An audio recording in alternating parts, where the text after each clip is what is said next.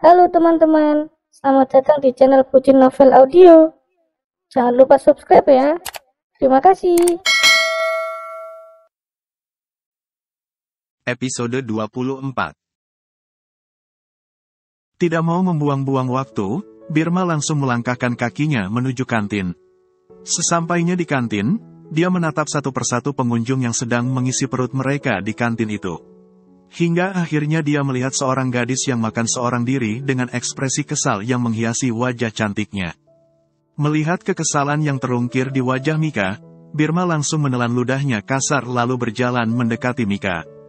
Dia duduk di kursi yang ada di depan Mika sambil menatap wajah cantik gadis itu dengan tatapan intens.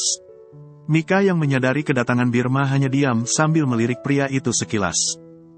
Baru ingat jika datang ke mall ini berdua, ucap Mika ketus sambil terus menyantap makanannya. Aku minta maaf, ucap Birma menunduk merasa bersalah. Mendengar ucapan Birma, Mika hanya menatapnya sekilas sambil terus menyantap makanannya. Memang dia adalah pengagum berat Birma, tetapi dia juga punya harga diri. Masa iya, dia akan diam saja saat Birma mengabaikannya begitu saja? Makanannya enak ya, tanya Birma melihat Mika yang makan begitu lahapnya. Tidak, ucap Mika singkat. Aku lihat kau sangat lahap memakannya. Coba aku cobain sedikit, ucap Birma menatap makanan Mika. Enak aja minta-minta, pesan sendiri, ucap Mika ketus sambil menjauhkan piringnya dari Birma. Cantik-cantik galak amat, sih, gumam Birma kesal lalu pergi untuk memesan makanan untuknya. Mendengar gumaman Birma, Mika hanya memanyunkan bibirnya lalu kembali menyantap makanannya. Setelah beberapa menit, akhirnya Birma kembali dengan mampan yang berisi beberapa jenis makanan, tidak lupa dengan jus segarnya. Dia meletakkan mampan itu di depan Mika dan menyantapnya satu persatu. Mika yang melihat chicken steak milik Birma. Dia menatap chicken steak itu sambil menelan ludahnya kasar. Melihat tatapan Mika, Birma hanya tersenyum kecil sambil terus melanjutkan makannya tanpa memperdulikan tatapan Mika. Mika ingin meminta chicken steak itu dari Birma, tetapi dia juga merasa gengsi. Kau mau? Tanya Birma membuka suara. Mau, terima kasih ya. Kakak memang yang paling pengertian, ucap Mika tersenyum bahagia lalu mengambil chicken steak itu dan langsung menyantapnya. Melihat kelakuan Mika, Birma hanya bisa menggeleng kecil sambil menatap chicken steak miliknya yang telah dirampas Mika. Sedangkan Mika terus menyantap chicken steak itu tanpa rasa bersalah sedikit pun. Tidak mau membuat masalah menjadi lebih panjang, Birma memilih untuk mengalah dan membiarkan Mika menghabiskan chicken steak itu seorang diri dan menyantap makanannya dengan lahapnya. Setelah selesai, Birma langsung menatap Mika yang ada di depannya. Sedangkan Mika memilih untuk memainkan ponselnya tanpa memperdulikan Birma. Dia ingin memberi Birma pelajaran, agar pria kulkas itu tahu bagaimana rasanya jadi dirinya yang selalu diabaikan dan dianggap tidak ada. Baru beberapa menit diabaikan, Birma langsing merasa tidak nyaman. Dia menatap Mika dengan perasaan yang tidak menentu. Entah kenapa melihat Mika yang mendiamkannya begitu saja, membuat perasaan Birma menjadi tidak tenang. Dia berusaha menarik napasnya pelan dan berusaha untuk membujuk Mika. Kau masih marah? Tanya Birma menatap Mika. Tidak, untuk apa aku marah? Tanya Mika sambil terus memainkan ponselnya. Karena aku mengabaikanmu, ucap Birma menunduk. Baru sadar jika kakak telah mengabaikanku sedari tadi, tanya Mika dengan nada ketus. Maafkan kakak, habisnya kau sih yang main pergi saja tanpa memberitahu kakak, ucap Birma memelas. Jadi kakak menyalahkanku? Tanya Mika menatap tajam Birma. Tidak, kakak tidak menyalahkanmu, ucap Birma gugup. Ini anak kalau marah semakin mengemaskan, batin Birma menatap gemas ekspresi Mika yang begitu mengemaskan. Kenapa kakak melihatku seperti itu? Tanya Mika menatap tajam Birma. Tidak ada, kakak baru sadar jika kau itu cantik, ucap Birma tersenyum.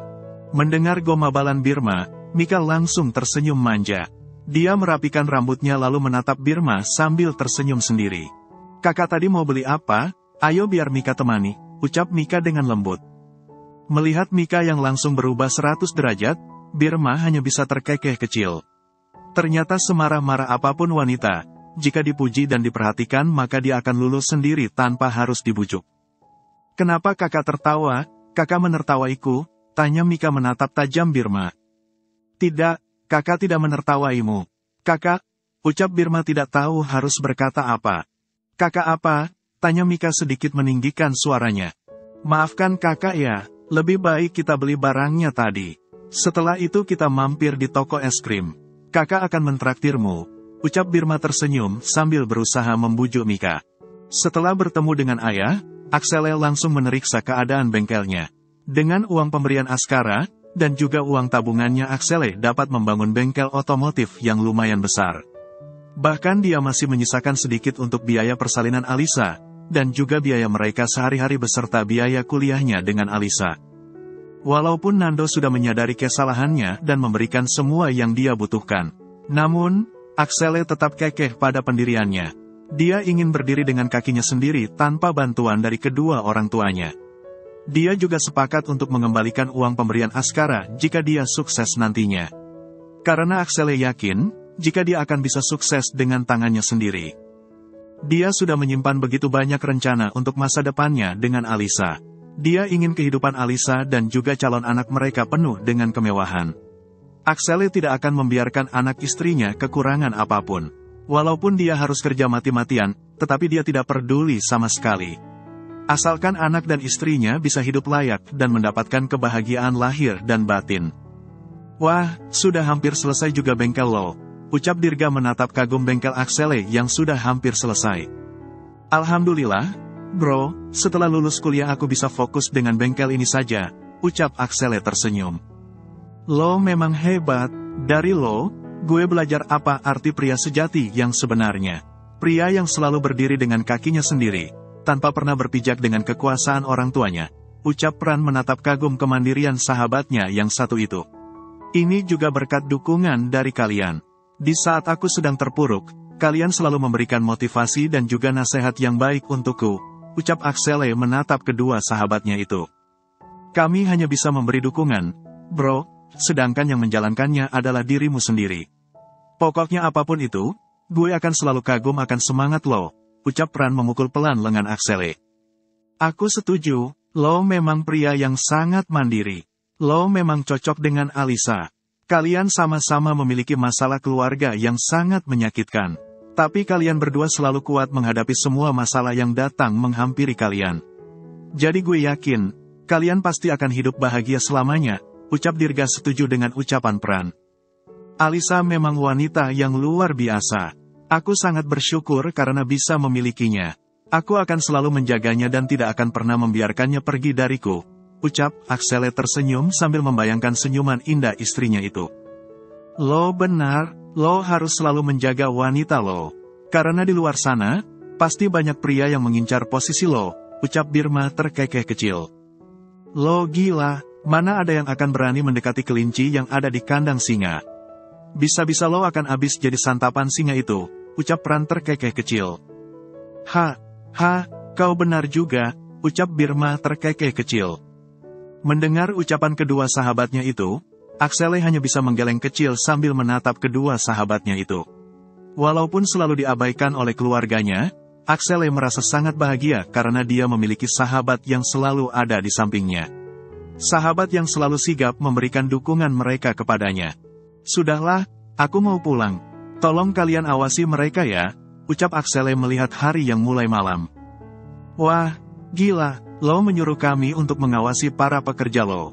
Sedangkan lo bermesraan di rumah. Memang parah lo, ucap Pran kesal. Gue juga mau mengawasi mereka sampai selesai. Tapi lo tahu sendiri kan jika istri gue sedang hamil muda. Jadi gue juga harus menjaganya. Apa lo mau jika sampai istri gue mau sesuatu?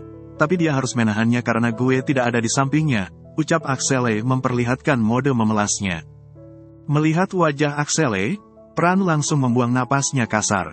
Dia langsung merasa tidak tega, apalagi membayangkan jika terjadi sesuatu kepada Alisa. Oke, lo pergilah, jaga calon keponakan gue dengan baik, ucap Pran tersenyum kecil. Lo memang sahabat gue yang paling baik. Sekalian lo rapikan barang-barang ini ya. Susun pada tempatnya, karena besok lusa bengkel ini akan dibuka, ucap Axele terkekeh kecil lalu berlari meninggalkan kedua sahabatnya itu. Lah, lo memang gila ya. Baru saja gue merasa terbang mendengar kata pujian lo. Tapi pujian lo adalah senjata untuk membabukan gue, ucap Pran sedikit meninggikan suaranya. Bukan membabukan, tapi membantu, ucap Dirga tersenyum lalu duduk dengan santainya. Lo ngapain duduk? Ayo bantu gue, ucap Pran kesal sambil membuka satu persatu kotak peralatan bengkel Axele. Enak aja, yang disuruh, kan lo, ucap Birma ketus. Lo mau membunuh gue secara berlahan. Lihat, barang-barangnya sangat berat. Bagaimana mungkin gue bisa menyimpannya sendiri? Ucap Pran terus mengoceh tiada henti. Mendengar ocahan Pran, Dirga hanya membuang napasnya pelan. Dia bangkit dari duduknya lalu membantu Pran untuk membereskan barang-barang bengkel Axele. Memang Axele berencana membuka bengkel ini besok lusa, jadi mereka harus bekerja lembur agar bengkel itu selesai besok. Sebagai seorang sahabat, mereka memang selalu membantu Axele. Apalagi mengingat Alisa yang sedang hamil muda, sehingga Axele harus lebih meluangkan waktunya untuk istrinya itu. Selama Axele bersama Alisa, Pran dan Dirgalah yang menggantikannya untuk mengawasi pembangunan bengkel Axele. Bahkan kedua sahabatnya itu tidak pernah meminta imbalan apapun. Walaupun mereka terus mengoceh tidak jelas, yang pasti mereka membantu Axele dengan sangat tulus. Sesampainya di mansion, Axele langsung memarkirkan motornya lalu berjalan memasuki mansion dengan perasaan bahagia. Dia merasa bahagia karena impiannya memiliki bengkel sendiri akan terwujud. Dia menatap ruang tamu dan melihat Mirna dan Nando sedang menonton TV bersama. Dengan cepat dia menghampiri kedua orang tuanya itu dan menyalin mereka secara bergantian. Calon papa muda udah pulang. Bagaimana bengkelmu? Tanya Nando menatap kedatangan putranya itu. Papa apa-apaan sih? Ucap Axele merasa tidak nyaman dengan panggilan papa muda dari papanya itu. Bengkelnya hampir selesai. Rencananya besok lusa Axele akan mengadakan pesta kecil-kecilan. Sekalian syukuran atas kehamilan Alisa, ucap Axele tersenyum. Mama setuju. Mama akan menyiapkan semuanya, ucap Mirna semangat. Tapi Alisa mana, Ma? Ucap Axele tidak melihat keberadaan istrinya. Istrimu ada di kamar. Dia sedang istirahat, sejak tadi dia sangat gelisah. Bahkan dia selalu muntah dan tidak nafsu makan, ucap Mirna. Mendengar ucapan Mirna, Axele langsung panik. Dia berpamitan kepada kedua orang tuanya dan berlari kecil menuju kamarnya. Sesampainya di kamar, Axele melihat Alisa yang sedang tertidur dengan lelapnya. Melihat wajah Alisa, ingatan Axele langsung tertuju pada ucapan ayah tadi pagi. Dia tidak bisa membayangkan bagaimana reaksi Alisa saat mengetahui kebenaran tentang kecelakaan ibunya. Bahkan Axele tidak punya keberanian untuk mengatakannya kepada Alisa. Namun, dia juga tidak boleh menyimpan rahasia itu terlalu lama. Dia harus menyusun rencana agar dia bisa memberitahu semuanya tanpa harus membahayakan kandungan Alisa. Melihat Alisa sedang tertidur, Axele mencium lembut wajah Alisa lalu berjalan ke kamar mandi untuk membersihkan dirinya. Tubuhnya terasa lelah, sehingga selesai mandi dia langsung membaringkan tubuhnya di samping Alisa. Dia memeluk tubuh istrinya itu dengan erat lalu mencoba memejamkan matanya. Saat terbangun dari tidurnya, Axele tidak melihat keberadaan Alisa di sampingnya. Dia mencoba bangkit dari tidurnya lalu mencari keberadaan istrinya itu. Dia melihat pintu kamar mandi yang terbuka sedikit. Alangkah terkejutnya dia melihat istrinya muntah. Dengan cepat Axele mengambil minyak kayu putih dan menggosokkannya di punggung leher Alisa dengan lembut. Kau kenapa, sayang? Kenapa kau tidak membangunkanku? Tanya Axele mentapai keadaan istrinya itu. Saat menjelang pagi seperti ini, Alisa memang selalu merasa mual. Bahkan dia juga selalu terbangun di malam hari karena perutnya yang terus terasa tidak nyaman.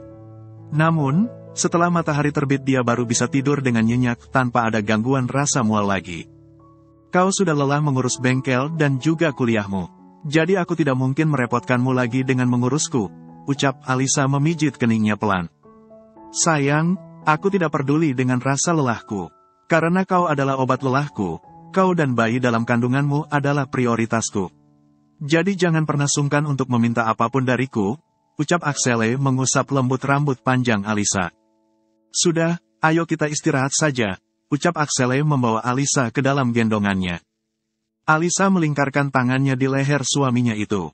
Tubuhnya terasa lemas sehingga dia hanya diam menerima perlakuan manis dari suaminya. Axele membaringkan tubuh istrinya dengan lembut di atas kasur mereka. Dia menatap wajah pucat Alisa dengan tatapan penuh rasa iba.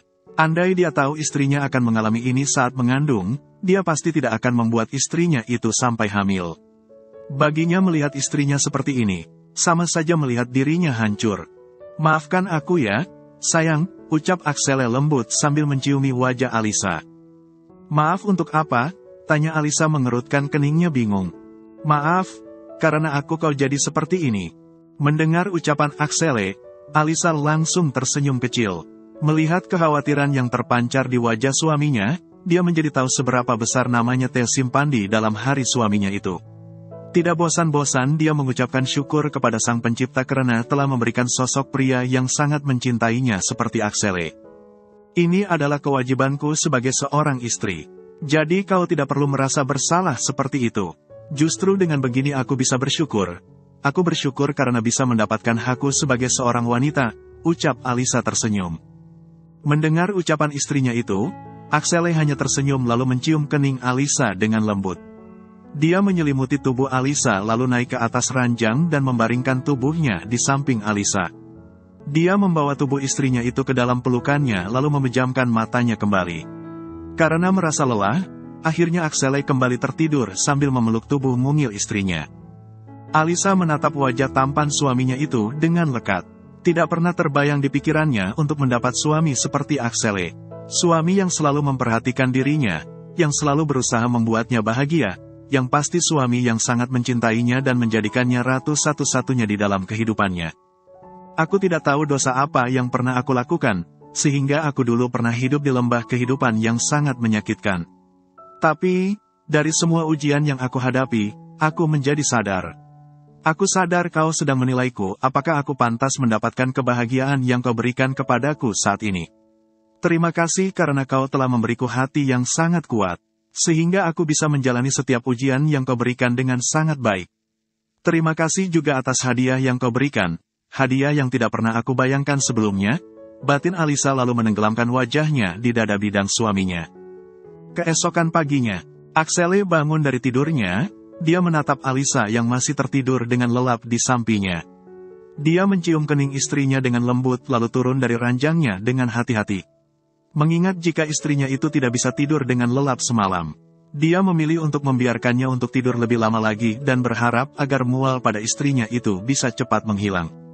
Axele berjalan menuju kamar mandi untuk membersihkan dirinya. Setelah itu, dia mengenakan pakaiannya lalu melangkah kakinya ke dapur untuk membuat sarapan untuk istrinya itu. Kebetulan hari ini hari Minggu, jadi dia bisa merawat istrinya 1 hari penuh. Karena Alisa tidak nafsu makan, Axele hanya membuat roti bakar dan juga susu ibu hamil untuk Alisa. Yang sebentar lagi jadi papa, ternyata sangat telaten ya, ucap Askara menatap adiknya itu yang sedang sibuk berkutik di dapur. "Tentu dong, kakak sih lebih betah sendiri. Makanya buruan nikah, nanti keburu anak Axele udah besar," ucap Axele tersenyum.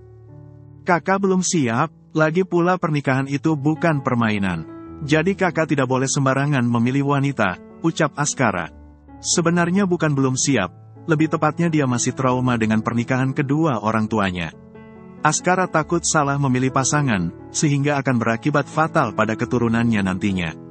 Axele yang mengetahui itu, hanya bisa menatap kakaknya itu dengan tatapan sendu. Memang dulu Askara pernah membuka hatinya untuk Indah. Namun, wanita itu malah mengkhianatinya sehingga membuat traumanya semakin membesar. Dia semakin tertutup terhadap wanita, dan masih enggan untuk membuka hatinya kembali. Axele doakan semoga kakak bisa menemukan wanita yang tepat. Aku yakin, kakak akan mendapatkan wanita yang sangat istimewa. Karena kakak juga sangat spesial, ucap Axele tersenyum. Tapi sayang, kakak bukan nasi goreng spesial, ucap Askara terkekeh kecil. Jika kakak nasi goreng spesial, pasti kakak udah habis Axele makan sejak dulu, ucap Axele terkekeh kecil. Mendengar ucapan Axele, Askara hanya tersenyum. Dia menatap adiknya itu yang sedang menata roti bakar dan juga susu di atas nampam untuk dibawa ke kamar. Melihat perhatian adiknya kepada Alisa, Askara hanya bisa menatap kagum kedewasaan adiknya itu. "Maaf, Axele ke atas dulu ya. Kalau kakak mau, itu udah kakak sediakan untuk kakak," ucap Axele menunjukkan roti bakar yang telah dia siapkan di atas meja makan. "Terima kasih ya, kau memang adikku yang paling pengertian," ucap Askara tersenyum. Axele langsung melangkahkan kakinya menuju kamarnya. Dia menatap Alisa yang masih tertidur. Sejujurnya Axele tidak tega membangunkan istrinya itu. Namun, mengingat jika Alisa juga butuh asupan nutrisi, Axele mau tidak mau terpaksa membangunkannya juga. Dia meletakkan mampan yang dia bawa di atas meja, lalu duduk di tepi ranjang sambil mengusap lembut puncak kepala istrinya itu. Dia mencium wajah Alisa yang masih tertidur lelap, lalu berusaha untuk membangunkannya. "Sayang, bangun yuk, kau harus sarapan dan minum vitamin," ucap Axele sambil membelai lembut wajah Alisa. Ucap Alisa membuka matanya dan menatap wajah tampan suaminya yang menatapnya dengan lekat. "Ayo bangun, kau harus sarapan. Semalam kau terus muntah.